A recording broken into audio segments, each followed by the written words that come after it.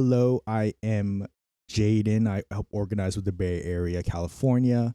Um, Out here helping with the zines and stuff. Unfortunately, my face is not showing, but that's okay. We are going to be doing a special session today. My laziness has innovated a reading session since I didn't have too much of topics to discuss. But this reading opportunity does give us this understanding of what, and this goes into what the vanguard is. And the correct handling of a revolution describes the vanguard, describes the conditions of what revolution must undergo, and to be based and principled in our understanding of how to go about creating revolutionary change. So without further ado, Huey P. Newton's The Correct Handling of a Revolution. So this is fairly short. We should get right into it, and we should be done before the hour ends. So, beginning, most human behavior is learned behavior. Most things that human beings learn are gained through an indirect relationship to the object. Humans do not act from instinct as lower animals do. Those things learned indirectly many times stimulate very effective responses to what might be later a direct experience. At this time, the black masses are handling the resistance incorrectly. The brothers in East Oakland learned from Watts a means of resistance fighting by amassing the people in the streets, throwing bricks and Molotov cocktails to destroy property and create disruption. The brothers and sisters in the streets were herded into a small area by the Gestapo police and immediately contained by the brutal violence of the oppressors' storm troops. This manner of resistance is sporadic, short-lived, and costly in violence against the people. This method has been transmitted to all of the ghettos of the black nation across the country. The first man who threw the Molotov cocktail is not personally known by the masses, but yet the action was respected and followed by the people. The vanguard party must provide leadership for the people. It must teach the correct strategic method of prolonged resistance through literature and activities. If these activities of the party are respected by the people will follow the example. This is the primary job of the party. This knowledge will probably be gained secondhand by the masses, just as the above mention was gained indirectly. When the people learn that it is no longer advantageous for them to resist by going into the streets in large numbers, and when they see the advantages of activities of the guerrilla warfare method, they will quickly follow this example. But first, they must respect the party which is transmitting this message. The vanguard group destroys the machinery of the oppressors by dealing with him in small groups of 3 or 4, and then escapes the might of the oppressor. The masses will be overjoyed and will adhere to this correct strategy. When the masses hear that a Gestapo policeman has been executed while sipping coffee at a counter, and the revolutionary executioners fled without being traced, the masses will see validity in this type of approach to resistance. It is not necessary to organize 30 million black people in primary groups of 2 or 3s, but it is important for the party to show that people how to go about revolution. During slavery, in which no vanguard party existed and forms of communication were severely restricted and insufficient, many slave revolts occurred. There are basically 3 ways one can learn: through study, through observation, and through actual experience. The black community is basically composed of activists. The community learns through activity, either through observation or of participation in the activity. To study and learn is good, but the actual experience is the best means of learning. Sorry.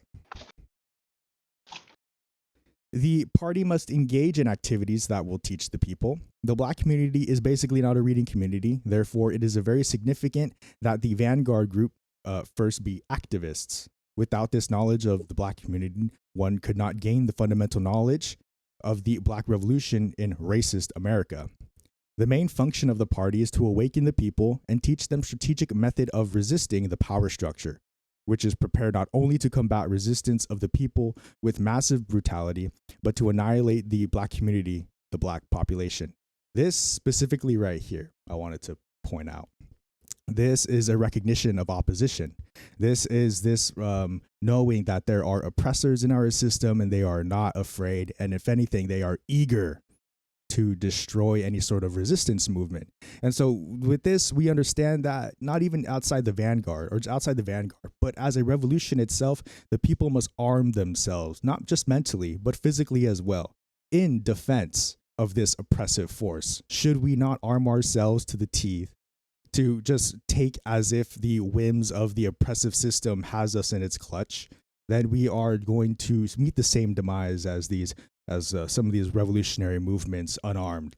Back in the early 1900s, a general strike somewhere here in America was successful for a time, right? This strike aided in mutual aid developments, really showed the system that you really need the people to function. And this general strike, for the most part, in the beginning was very successful. And it ended very quickly as soon as the fascist pigs, the American government, sent in the armed guard, sent in their military to remove them from the area. And so thus the armed oppressors removed the unarmed people swiftly and quickly by broom.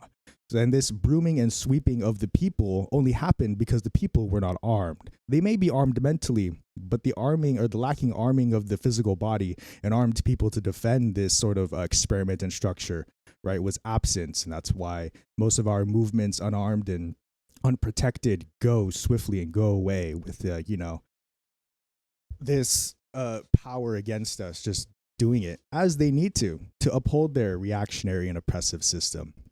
So, continuing on, if it is learned by the power structure that black people have X amount of guns in their possession, they will not stimulate the power structure to prepare itself with guns because it already has more than prepared.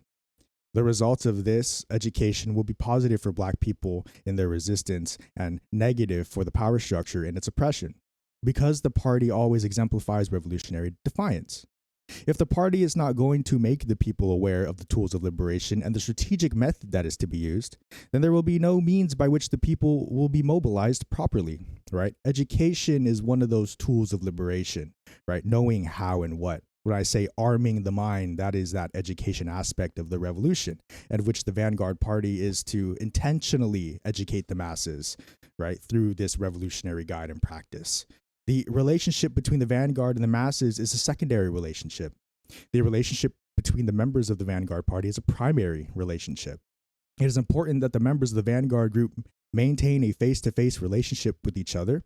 This is important if the party machinery is to be effective. It is important to put together functional party machinery and programs without this direct relationship. The members of the vanguard should be tested revolutionaries. This will minimize the danger of Uncle Tom's informers and opportunists. And this specific paragraph right here kind of reminds me of GSUS here, the group as a whole. As we are aiming towards this, percentage, 3.5%, just a relatively small number of the population, we ourselves as this group GSUS can become the vanguard for the broader 96.5% of the people, in which our actions revolutionary will guide the masses out of their oppressive states and their oppressive conditions by showing them what to do, how to do, while we provide as GSUS the tools for their liberation, right? As the Time Bank project's getting started, we made the welcome packet and such, the resources. We have our chapters, spreading the messages, handing out flyers and zines. We ourselves as GSUS are becoming and forming into this vanguard party for the people. So even though we do not maintain face-to-face ourselves, in some ways when we meet and such, when we have our cameras on, when we speak up in these meetings, that is sort of our face-to-face. So we may not maintain a, true face-to-face, I'll meet you at a coffee shop or wherever. But this, in our space, and the ways at which we can, this is our face-to-face. And we can imagine this GSUS movement as, this glue for other organizations to become that vanguard, to embody revolution, to help the people in the masses guide through education the liberation that they need in the conditions they exist in. So, moving along again. The vanguard party is never an underground in the beginning of its existence, because this would limit its effectiveness and educational processes. Oh, wait, I skipped a paragraph. The main purpose of the vanguard should be to raise consciousness of the masses through educational programs and certain physical activities the party will participate in. The sleeping masses must be bombarded with the correct approach to struggle through the activities of the vanguard party. Therefore, the masses must know that the party exists. The party must use all means available to get this information across to the masses. If the masses do not have knowledge of the party, it will be impossible for the masses to follow the program of the party. And in our sense, the program is just essentially what we always have been doing, passing out flyers, posters, tabling, zines, having conversations, letting people know, even small actions like commenting the strike card or commenting general strike on some, you are doing your part, letting people know about the party, or in this case, the movement, the decentralized network that we have grown, right? If the masses do not have knowledge of the party, they will basically not know what the party is or can even attempt to follow the program of the party or our group. So back here, the Vanguard Party is never underground in the beginning of its existence because this would limit its effectiveness and educational processes. How can you teach the people if the people do not know and respect you? The party must exist above ground as long as the dog power structure will allow. And hopefully, when the party is forced to go underground, the message of the party will already have been put across to the people. The Vanguard's party's activities on the surface will necessarily be short-lived. This is why it is so important that the party make a tremendous impact upon the people before it is driven into secrecy. At this time, the people know of the party's existence or exists, and they will seek out further information on the activities of the underground party. Many would-be revolutionaries work under the fallacious illusion that the Vanguard Party is to be a secret organization that the power structure knows nothing about, and the masses know nothing about, except for the occasional letters that come to their homes at night. Underground parties cannot distribute leaflets announcing an underground meeting. These are contradictions and inconsistencies of these so-called revolutionaries. These so-called revolutionaries are, in fact, afraid of the very danger that they are advocating for the people. These so-called revolutionaries want the people to say that they themselves are afraid to say, and the people to do what they themselves are afraid to do. This makes the so-called revolutionary a coward and a hypocrite. We must be loud. We must acknowledge our oppressors, and we must acknowledge our movement against the oppressors. We must make it known that we are a threat to the system, or else the system will not take us seriously. If these imposters would investigate the history of revolution, they would see that the Vanguard group always starts above ground and is later driven underground by the aggressor. The Cuban Revolution exemplifies this fact. When Fidel Castro started to resist the butcher Batista and the American running dogs, he started by speaking on the campus of the University of Havana in public. He was later driven to the hills. His impact upon the dispossessed people of Cuba was very great and received with much respect. When he went into secrecy, Cuban people searched him out. People went into the hills to find him and his band of 12. Castro handled the revolutionary struggle correctly. If the Chinese Revolution is investigated, it will be seen that the Communist Party was quiet on the surface so that they'd be able to muster support from the masses. There are many areas one can read about to learn the correct approach, such as revolution in Kenya, the Algerian Revolution, Fanon's Wretched of the Earth, the Russian Revolution of 1917, and the works of Chairman Mao Zedong and a host of others. Right here, you can look up Chairman Mao's on contradiction, on practice, the selection, the readings, his quotations, Russian Revolution 1917's Lenin. You can even go back to Karl Marx about that. Fanon's Wretched of the Earth is a great read. I'm reading that right now. It's all about decolonization, specifically from an African and an Indian perspective. So this is a very great read if you want to understand decolonization. And this is where you get that revolutionary spirit as well. So moving on, a revolutionary must realize that if he is sincere, death is imminent due to the fact that the things that he is saying and doing are extremely dangerous. Without this realization, it is impossible to proceed as a revolutionary. The masses are constantly looking for a guide, a messiah, to liberate them from the hands of the oppressor. The Vanguard Party must exemplify the characteristics of a worthy leadership. Millions and millions of oppressed people might not know the members of the Vanguard Party personally or directly, but they will gain through an indirect acquaintance the proper strategy for liberation via the mass media and the physical activities of the party in the ways that we do, right? Comment, post videos and stuff, get out there to protest, hand out flyers, and the physical activities, right? We're trying to start with a time bank, even with some of the activities and mutual aid stuff that we do right now, every now and then, right? For your individual members. It is of prime importance that the Vanguard Party develop a political organ, such as a newspaper produced by the party. as well as employ strategically revolutionary art and destruction of the oppressor's machinery. For example, Watts, the economy and property of the oppressors was destroyed to such an extent that no matter how the oppressor tried to whitewash the activities of the Black brothers, the real nature and the real cause of the activity was communicated to every Black community. For further example, no matter how the oppressors tried to distort and confuse the message of Brother Malcolm X, but Black people all over the country understand it perfectly and welcome it.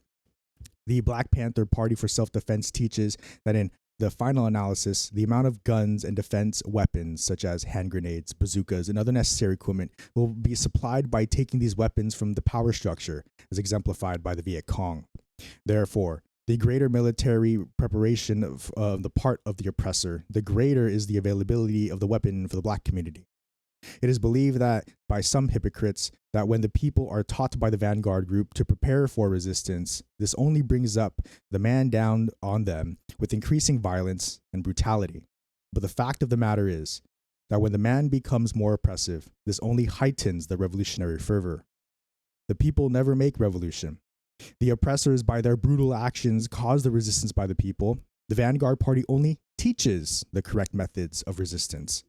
So, if things can get worse for oppressed people, then they will feel no need for revolution or resistance. The complaint of the hypocrites that the Black Panther Party for Self-Defense is exposing the people to deeper suffering is an incorrect observation. People have proved that they will not tolerate any more oppression by the racist dog police through their rebellions in the Black community across the country. The people are looking now for guidance to extend and strengthen their resistance and struggle. And that's it. A very short read on how to correct handling of a revolution, specifically describing the functions of the vanguard, how international revolutions have, sprung up, came about, and, went about their activities. And of course, trying to adapt those methods into, our current now material conditions, or for Brother Huey P. Newton for his material conditions in the 1960s, 70s, and 80s. So that was pretty much it for me for the read. A very short read, but there's a lot to discuss. I have a little more topics about the vanguard, but if anyone has any questions now, come off mute. We could talk about it. Type it in the chat if you have any questions about this section and reading. I specifically chose this work because we ourselves, a group, a coalition, just a decentralized network trying to conduct revolution, right? As a part of the general strike, it's not simply just attaining petty gains of raises in wages. It's not the petty gains of just some slightly better working conditions. We are seeking the ownership of the means of production, seizing the time to organize such that pursuit so that we can liberate ourselves from capitalist oppression. That's what this is all about, to liberate ourselves from our oppressors of which utilize various apparatus, violent and non-violent, against the people's struggle, the struggle of which shared amongst all of us. Doesn't matter who you are, except if you own capital, then you're a capitalist pig, obviously. But yeah, it's not all of it for me, but I'll take a little drink. I was like a straight yap. So I'm gonna get a drink. Questions, such, come off mute, and then we'll talk a little bit more.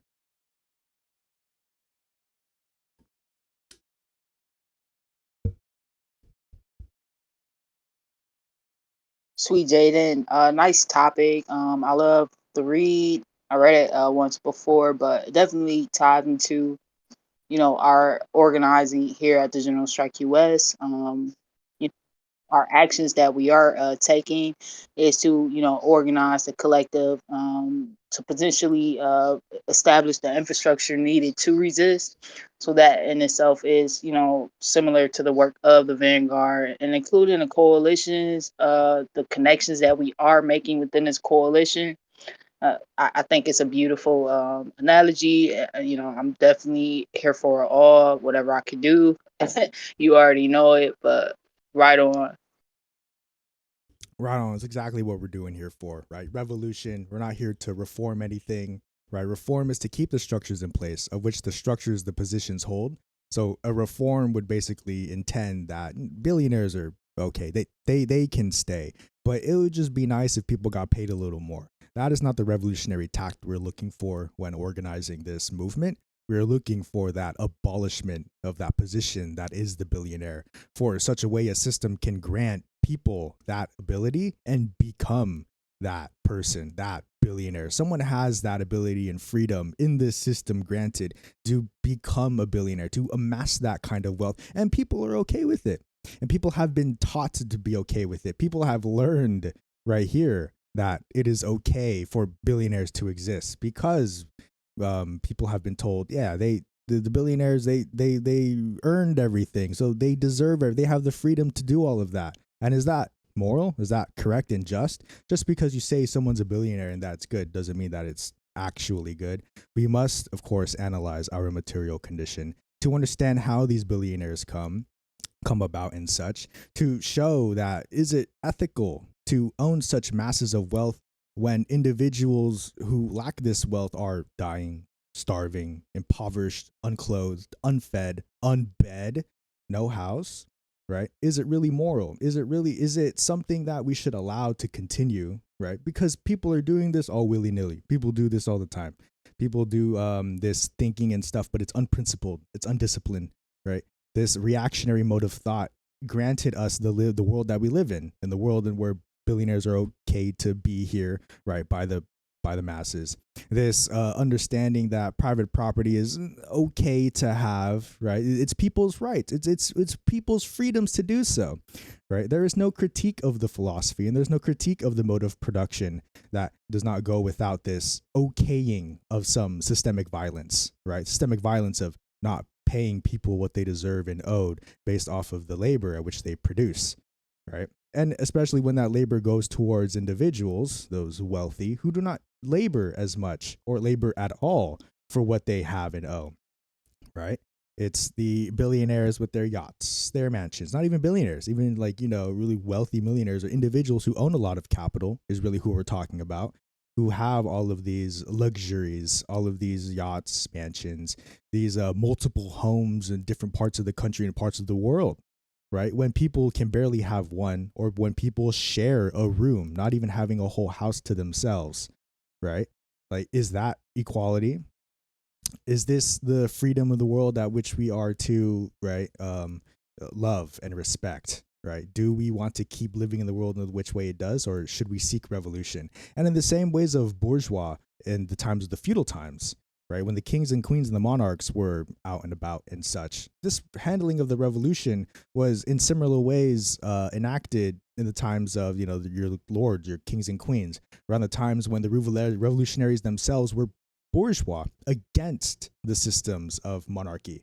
But of course, now that time has passed, there exists new oppressed and classes, marginalized groups from that then revolutionary bourgeois, who then are now reactionary, since they want to keep things the way they are, right? In this racist America, right here, in this racist times, in these separate and segregated times, this revolution is for the people, for all of us, in the same ways bourgeois back then, right, for all of them, but for all of us. So we must act accordingly and not commit to straight, direct violence, but as in self-defense, right? Because when the Black Panther Party started, it was the Black Panther Party of self-defense, I think. Yeah, no, that's what it is. Yeah. That's who then they rebranded the Black Panthers to just the Black Panther Party, right? Removing the self-defense to broaden themselves. Then afterwards, they started the survival programs. The Black Panther Party is organized and such to help educate the masses and such, and then eventually succumb to the grip of the American government, and then dissolve the Panthers by quickly and swiftly killing most of the prominent members, the heads of the organization at which people attached it to, which then dissolved the group. Right, which is an important aspect of why we are decentralized, why we keep saying we're decentralized, and why we aim to be decentralized. There is no head to this group. If I were to unfortunately leave for any whatever reason, this movement would still be here. And that is comforting to know, right? It's daunting to feel that you have this such responsibility and obligation for like a movement, a party, even in the workplace and such, that you are so needed. In a decentralized movement, right, not everyone is needed. It's the people who are needed. And so long as the people are here, the movement exists. The movement is alive. So I've been yapping for a while. half an hour. I could write up something. We could also read something else. I was hoping this would take just a little bit longer, but obviously it hasn't. So if you have any suggestions, maybe you want to read something else, I can go into dialectical materialism again, because that's also raising the revolutionary consciousness of the people, right? So not just understanding what revolution is, but how to do that. And it's somewhere in here where we just read it. It's the Vanguard Party is not intended on telling people what to do for revolution, but telling people how to engage in the in revolution and the activities of which the Vanguard shows as an example for people to replicate in their own communities and their own conditions. Right. Same thing with dialectical materialism and the teaching of that education of. We're not telling people what to think. There is no what thinking aspect of any time we educate. Right? We're not telling people you must think of this way. It is this way because this they X, Y, and Z. But telling people and giving the tools on how to think for themselves, because everyone's material conditions exist differently. Everyone does so in their own different ways, and so we must acknowledge and understand that people also think and analyze in different ways. But by simply providing a structure, a theoretical framework of how to analyze the world, we can better educate and arm ourselves mentally for the fight that we must take physically. And that is what builds our revolutionary spirit. Solidarity amongst the people and that mutual acknowledgement that our struggle is shared. All of our struggles are shared when we are up against an oppressor that does not care about our individuality. Just sees us as numbers, just like in a corporation. Corporations will ever see you as just one number or just one thing, that one cog in the machine for the whole that produces the profit for those shareholders, for those billionaires, for those individuals, privatized capital and enjoyers of luxuries exploited by the working class. So there's a lot to talk about. There's lots to discuss. The Vanguard is one tiny part of the entire movement, but a tiny part and detachment, intentional and politically conscious about the conditions in which we exist in. Because not everyone is supposed to be doing everything. Not everyone's supposed to be a part of the Vanguard. Not everyone's supposed to be this heightened intellectual, not intellectual, but like this politically conscious individual. You can have revolutionaries who simply just do and put in the work, who doesn't have to know about political theory or any sort of economic theory in general. Just people don't know how to do any of this. People themselves can be revolutionaries and directly and only act for the people. And that is the apparatus of which the Vanguard directs and guides. Because when people do stuff, shit happens and it's great. But it's how about people go about doing that stuff. So the Vanguard, of course, is here to guide that the masses by education and by addressing the needs of the people, which is a very big mouth thing. Like, I'm not sure if people understand that the Black Panther parties themselves were pretty much Marxist-Leninists. They were a stout communist party. Even though most of the heads didn't consider themselves communists, most of them did consider themselves dialectics. Huey P. Newton considered himself a dialectic, right? In the way the understanding of the material condition.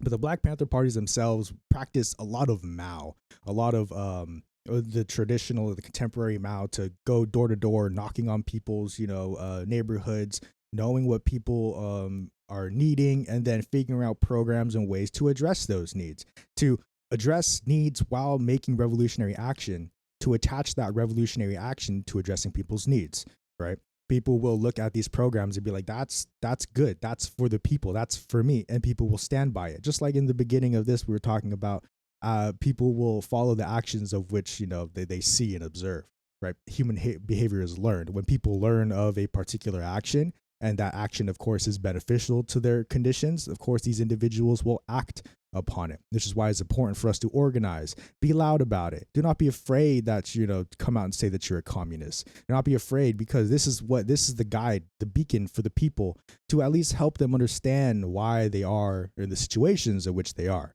right? To no longer wonder this mysterious force that continues to oppress them. It's no longer mysterious, and shouldn't be mysterious. It shouldn't be shrouded and cloaked. We exactly know who our oppressors are. We can name them by name and address if we wanted to, an IP address and physical location. And the specific times are going to be at certain spots for another Luigi to happen, but I'm not saying anything, right? But we must, of course, acknowledge the needs of the people, of which the needs of the people will be addressed in which ways that the people will recognize revolutionary struggle. Because giving someone a plate of food, you are helping the people's revolutionary struggle. You are addressing people. You are looking these people in the eyes and telling them there is an alternative. There is a change happening, and whether or not the individuals are on board with it, our material help and our material actions of which cause those help or that help helps the revolution move forward by addressing our people humanely, right? Understanding people's struggles, getting people into the rhythm of knowing each other's neighbors, our people, just knowing that we exist, acknowledging that we exist itself is a revolutionary act because capitalism itself encourages people to privatize their lives, individualize themselves, to rely not on the people, but the paycheck which procured from your labor, the sale of which you are forced to, not by choice. Don't think it's a choice at which you are, selling your labor to the capitalist. People tell you, oh, you don't like your job, go get another job. That's the same thing as saying you don't like it here, go move somewhere else. It's an ignorant take. It's ignorant because they do not understand the conditions at which put people in these places, right? It is a lack of understanding, and it is dehumanizing to call out these people in such conditions and just to say, just do something different, of which the individual does not know that they have no access to do anything different. Well, why do they have no access to do anything different? Because of systemic oppression, because of what the system neglects to provide us, right? Which is why we must come to the people and organize the people intentional so that we can provide those needs for us, right? We can take care of each other. We're just so disconnected and taught to be so disconnected that it is fairly hard to get people, buddy, handshaking and such. The skepticism in the air most of the time, that's a reactionary thing. And we break that down by education, or if anything, by actions of which we do for help people to realize. Because, we read it right here, completely agree. I'm going to find it. People learn, right here. People learn. Study is good. Study and learning is good. Like what we did today, what we're doing right now, just reading stuff. It's good, but actual experience is the best means of learning. Actually getting that experience in hands-on. That's where we're emphasizing boots on the ground, right? Efforts in political education discussion times like these are great, right? For people and those who can access it. But the point of this is to turn around and then replicate and reproduce that education and thought to the people and to the masses, right? So, but education is that, or experience is that best means of learning, right? I go out, physically hand people zines. I drop zines. I talk to people out there. I'm helping organize other different groups and coalitions in my local, my area. So it's really is that actual experience is the best means of learning, because you learn the best when you do. When you study and you read, you kind of get an idea, but the idea is not restricted and limited by the material condition of which shows our ideas contradicting, and then we address those. That is the best way of learning, right? To be shown forcefully that the ways in which we do is critiqued by the material condition itself, the best teacher, right? The one that exists with history. So there's a bunch of dialectical materialism there. But yeah, this whole thing, revolution, the vanguard, just a tiny section of what we do here and what we're trying to do, right? A very important section, but it's not everything, right? You don't have to go up to someone on the street and be like, revolution, the vanguard party.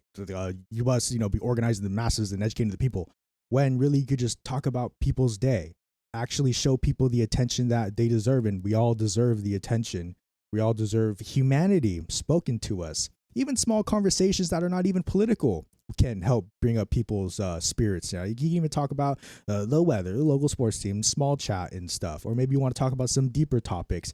Actually having conversations, regardless if it's political, helps people regain their humanity, of which stripped from the system. Because when you go into a job, you lose rights. You lose your freedom of speech when you go into your job. When you sign up for that employment contract, you lose a lot of your rights, of which granted by the society, by the public, politic, by the government, of which you don't really have any. We don't really have any of those. Right? It's more like a piece of paper saying that you do, but then all of a sudden you do something, and all of a sudden the state comes in and says, hey, you can't do that, and then you're like, no, wait, I can. But when you sign up for a job, when you have a job and, you sell your labor under this contract and term, this consensual contract, as they will say, you lose a lot of rights. Yeah, what happens when you try and free speech and talk? Sometimes you can get fired for that.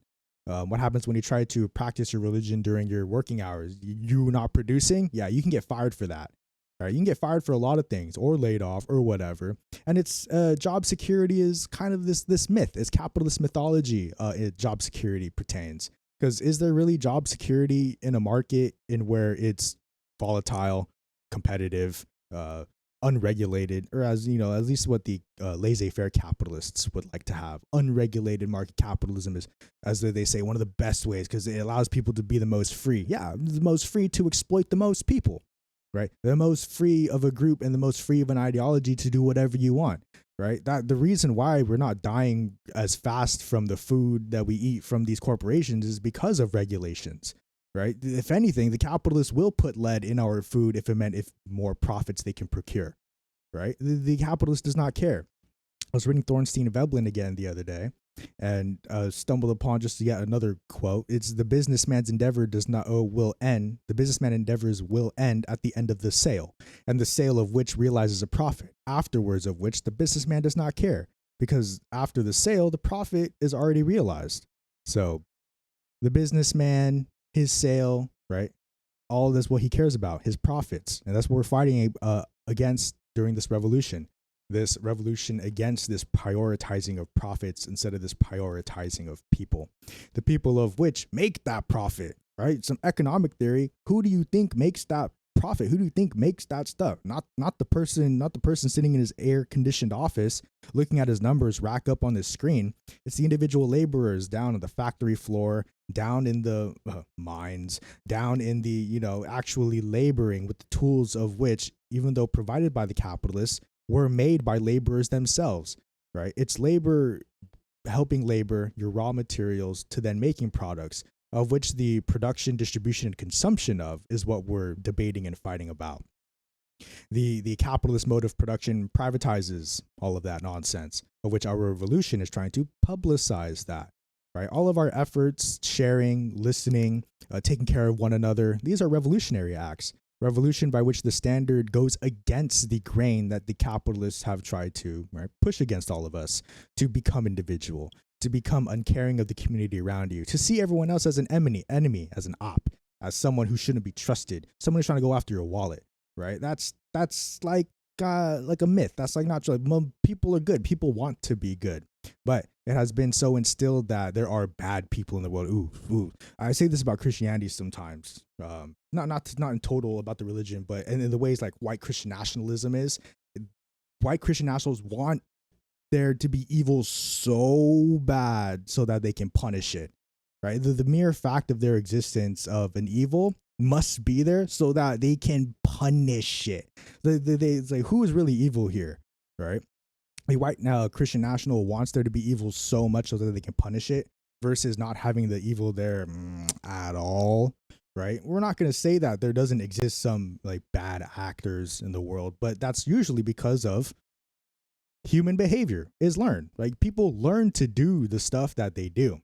And if we are to, of course, the Vanguard Party, educate people on how to conduct, not even just revolution, not even the Vanguard Party. If we were just to educate people on how to behave in a society, society would end up just a little bit different. I won't say it would revolutionize the whole system, but it would be very different to see inside of the system should people be educated, I would say, properly, or an education and an acknowledgement of how to behave amongst one another, right? Sharing, kind, be friendly, right? Understand and listen to people to which you are talking to, right? Giving people the time of day and recognizing their humanity. There's things that we to be doing. Should we or are we building community? Just giving people the humanity, whereas capitalism dehumanizes people in the inherent hierarchical oppressive structure, right? Your boss and your boss's boss and the boss and all of these bosses out of a corporation, they don't see each other as human beings. They see each other as ops, as opposition, as just another hurdle to get across so that the individual themselves can get all of the, whether it be profits, a bigger paycheck, a bonus, maybe some sort of money kind of motivation. So it's this rat race itself. People try to say they escaped the rat race. It's more like people are encouraging the rat race from the behaviors which they experience and go through. Right, escaping the rat race, quote unquote, escaping your 9-to-5 job just to go build a business at which you exploit people to work 9-to-5s for you. Right, it's contradiction to societal development because you're not helping the situation. You're only helping yourself. Right, as petite bourgeois and bourgeois alike. Right, employing individuals of which their labor exploited, not helping the situation. regardless if the profits thereof are being used for a public benefit. If your labor force is not being properly compensated, then you are a contradiction. You're a hypocrite. You say you want to help all of these people do better by the world, or just saying you want to help the world in general, but your exact workplace conditions are a one-to-one capitalist infrastructure. It's like, what are you doing, dog? Like, I thought you said you wanted to help people.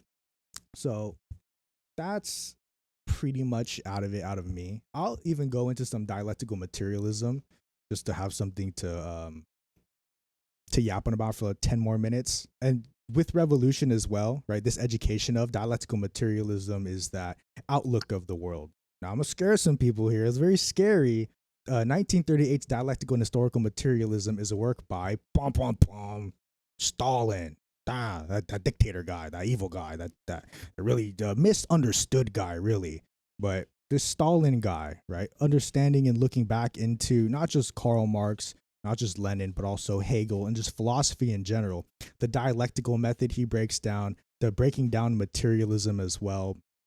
This is a little bit of a longer read. This would have taken over an hour to go through, discuss, and such, because these concepts of breaking down metaphysics and metaphysical ideas and attaching the notions of man's ideas to the creations of the material condition, breaking all of this down helps us understand how things become. So in a revolution, when we discussed it with Huey P. Newton, it's going about revolution with this understanding already considered. Dialectical materialism provides that outlook of which revolution is guided through. So even revolution itself is guided through this outlook of which revolution guides the masses, of which who don't even need to understand what dialectical materialism is. But this helps us understand this is the outlook of the world of the Marxist-Leninist party, right? This outlook of the world helps us understand, right? Of which only a particular group, a small section of the population really only need to understand for the guiding of revolution. Not every single individual, although my opinions will differ, does not need to know exactly how dialectical materialism works or this outlook, this theoretical framework and understanding of the world, right?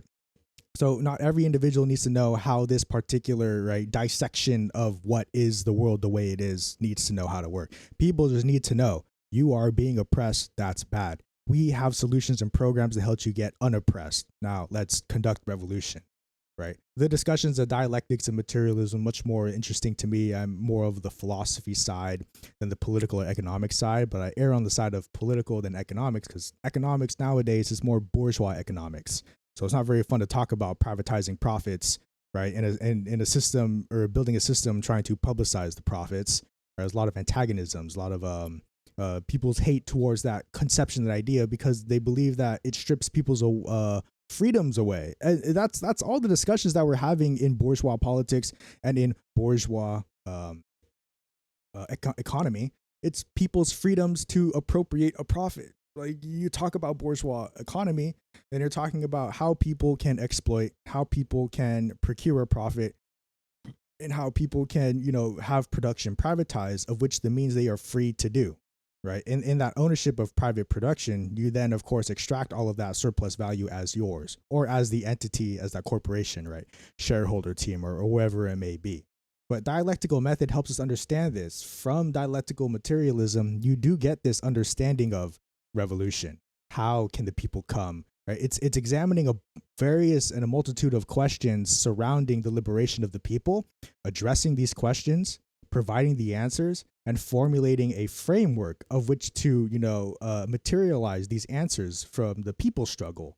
So dialectical materialism helps revolution. Revolution helps the people, of which this outworld and thought is entirely material, right? It's not saying that man's ideas are the ones that help move along the material condition themselves, right? It's whatever we are granted from the material condition or whatever we experience to just when we think and elaborate upon, to which then our actions rearrange the material condition, to which then, of course, the cycle continues. We are presented with the material condition, we think upon it, then we rearrange it. The rearrangement of which a combination and a synthesis of man's thought, of the idea of what he wants to project, and the actual projection of that idea onto our condition shared. Dialectics, beautiful, lovely conversation. We could totally have another long discussion about that. I think I'll cut it short. If you don't have any other questions, this is pretty much it out of me. I really just wanted to get to the correct handling of a revolution because, as a group, GSUS organization, especially with time banking stuff going on, our zine stuff, and of course our chapters are building up, getting more support, getting more boots on the ground, passing out those flyers, going into your protests and your boycotts and such, really helping the people understand alternatives. This is the direction of which we are to pursue. It's not to revise what has been said in the past, right? It's not to we're not to change anything core about revolution, because revolution at its core is the antithesis of an existing struggle or the existing apparatus, the oppressive apparatus, the capitalist apparatus, right, for our bourgeois individuals. So we analyze what we have against us, and we must be based and principled in understanding of how those tools oppress us, right? In this analysis, and it is the same analysis as it is now. It is racist America, white America, capitalism, patriarchy, hierarchy, imperialism, whatever denotation of this revolution you want to call. But this is that people's fight. And we get this people's fight from this dialectical materialism, from this analysis of how to even begin and start this revolutionary fight, right? Because first it comes with the thought, but the thought of which comes from your material condition, the conditions of which you exist in. And so really all of your thought is just a readdressing of what you already knew, and then in concluding the changes of which occurred from the last time you analyzed it. So the dialectic method is, I won't say a complicated method, but it can get complicated very quick. It just depends on who you talk to. I can boil down dialectics for you, but I'm not sure if you'll get it. There are a bunch of better teachers who can help break down dialectics. I can try in the next session, like really break it, because we've talked about it a little bit before, but we've more so talked about the application of dialectical materialism, like to our conditions, because that's more productive of a conversation to have, right? To help you understand why things are and then acting upon it. Right, knowing why and then acting versus the theory or this theoretical framework behind that thought. How do you come up with these answers and such from a framework perspective, right? To pull this back from any specifics and to generalize it, and that's a Mao thing too. To boil down the generalization or to boil down the general into the particular for addressing the people's needs, right? So when we say help the people, that is the general. And then Mao boils it down to the specifics. How do we help people? Of which the conditions should we help? Where do people need their needs addressed the most? Is it food? Is it water? Is it clothing? Is it a type of organization? Is it a representation issue? Is it people that need structures in their community so that they can themselves help their conditions, right? So taking the general, right, the point of the vanguard, and boiling it down into the particular, right, which helps the people. So we'll call it right there. 5 minutes before, just to give everyone just some extra breathing room too. I will be staying on here for another hour or ish to talk about time banking. I have a little bit more on that. But as far as political education, I'm going to take the next 5 minutes, hang out, talk about some stuff, refill my water bottle. But if you do have any questions, come off mute and such, type them out. We'll be here. But at 5-ish o'clock, I'll be transitioning to time banking, and then we'll go from there. So I just want to say now, thank you everyone for joining this week's session. Political consciousness on the rise, all power to the people. Love you all. Resistance forever. Take care, everyone. If you are staying for the time banking stuff, feel free to stay. I'll change my screens around in the next few minutes. But yeah, thank you for joining today for this political education discussion. Appreciate everyone's time. Appreciate yours. So if you want to stay for that, cool. I have some other stuff I want to talk about for the time banking, but that's it out of me. Thank you so much. Talk a little bit more in a few minutes.